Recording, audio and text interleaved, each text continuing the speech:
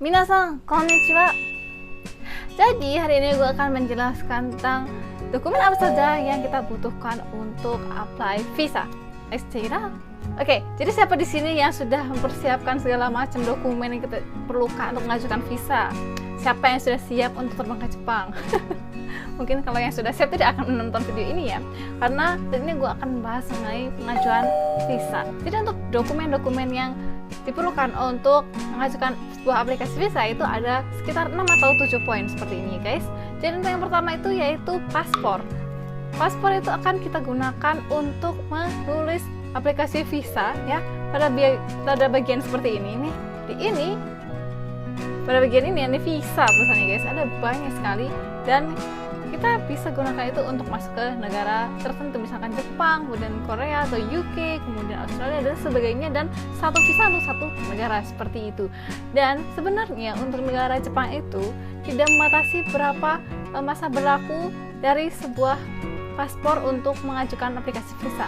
Cuman di negara Indonesia untuk imigrasi kita itu jika sebuah paspor itu memiliki masa berlaku kurang dari 6 bulan, maka tidak diperkenankan untuk kita pergi ke luar negeri. Kemudian yang kedua adalah fotokopi KTP. Fotokopi KTP yang kita gunakan adalah KTP asli dan menggunakan kertas A4. Jadi poinnya seperti ini, atas bawah, dan tidak boleh tekuk, tidak boleh ada coretan, tidak boleh ada apapun, tidak boleh diklip seperti itu ya guys. Kemudian untuk yang ketiga adalah form pengajuan visa. Jadi untuk form pengajuan visa itu ada 3 lembar seperti itu. Untuk yang 2 lembar itu adalah formulir pengajuan visa yang utama. Yang satunya itu adalah seperti tabel daftar apa saja yang kita ajukan, apakah kita sudah memenuhi dari semua syarat-syarat atau poin-poin yang kita harus kumpulkan untuk mengajukan visa seperti itu. Oke, untuk download linknya silahkan cek di sini ya. Kemudian dokumen yang keempat adalah COE asli dan fotokopi. Sekali lagi, kita semua dokumen yang kita fotokopi itu hanya menggunakan kertas ukuran A4, tidak boleh ditekuk, tidak boleh dicoret-coret, dan tidak boleh ada klipnya. Untuk masa berlaku dari sebuah COE itu kan ada 3 bulan. Tetapi kalau misalkan lebih dari 3 bulan itu, maka kita diperlukan sebuah UKI Resumisho atau surat pernyataan penerimaan seperti itu. Jadi untuk pihak perusahaan, untuk Kaisa Jepang akan membuatkan kita UKI Resumisho yang menyatakan bahwa kita akan tetap bekerja dengan status yang sama seperti itu dan menggunakan COE yang sama. Kemudian syarat selanjutnya adalah pas foto ukuran 4,5 kali 4,5. Jadi untuk pas fotonya itu bebas guys. Tetapi beberapa syaratnya itu seperti ini. Kita harus menghadap ke depan, tidak boleh terlalu tersenyum, tidak boleh merem gigi, kemudian tidak boleh menggunakan topi maupun kacamata. Jadi kita harus melepaskan kacamata ketika sedang ini ya guys. Meskipun kita berkacamata seperti gua. Dan untuk fotonya sendiri itu tidak boleh lebih dari 6 bulan ya, meskipun teman gua ada yang 6 bulan lebih itu apply visa seperti itu. Fotonya, tapi ini tidak disarankan seperti itu ya, dan disarankan itu untuk menggunakan foto studio, meskipun ya kadang kalau bagus untuk ini untuk penggunaan kamera HP itu juga tidak apa-apa, jangan diedit seperti itu guys. Kemudian untuk poinnya selanjutnya adalah EKT-KLN. Jadi sebelum kita mengajukan visa itu kita sudah harus mengajukan EKT-KLN. Apa sih itu EKT-KLN?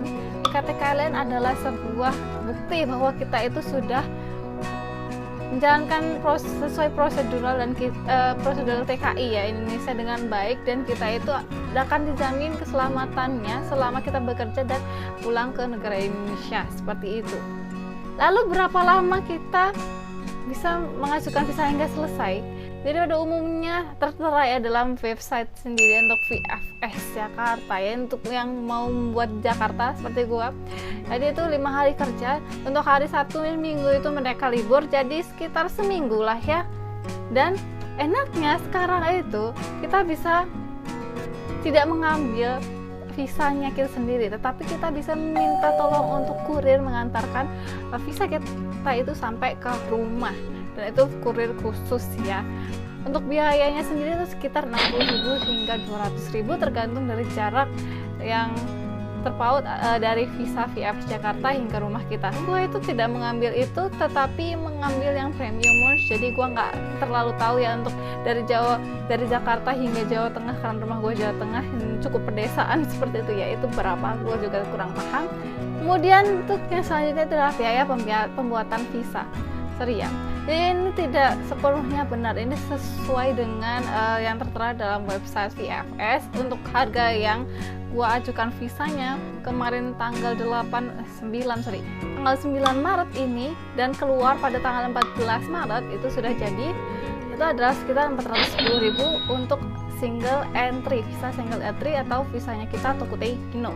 Kemudian untuk biaya pembuatan visanya itu memakan Rp180.000, dan sesuai yang sudah gue jelaskan tadi, untuk biaya pengantaran kur itu antara Rp60.000 sampai Rp200.000. Jadi kalau di total itu mungkin kita akan membutuhkan uang sekitar Rp650.000 hingga Rp790.000 seperti itu. Dan selain di Jakarta, kita juga dapat membuat visa di beberapa provinsi tertentu, yaitu di Surabaya juga ada, kemudian di Medan, dan gua nggak hafal, silahkan dilihat ya di sini listnya. Oke minasan, jadi sekian untuk video gua kali ini. Semoga kalian terbantu untuk mengajukan visa, karena Jepang sudah mulai membuka dari 1 Maret yang lalu, dan rencananya gua itu akan terbang ke Jepang pada tanggal 1 April. Dan di next video gue akan coba untuk upload bagaimana karantinanya di Jepang ya selama masa pandemi ini berlangsung. Oke, see you next video. Bye bye.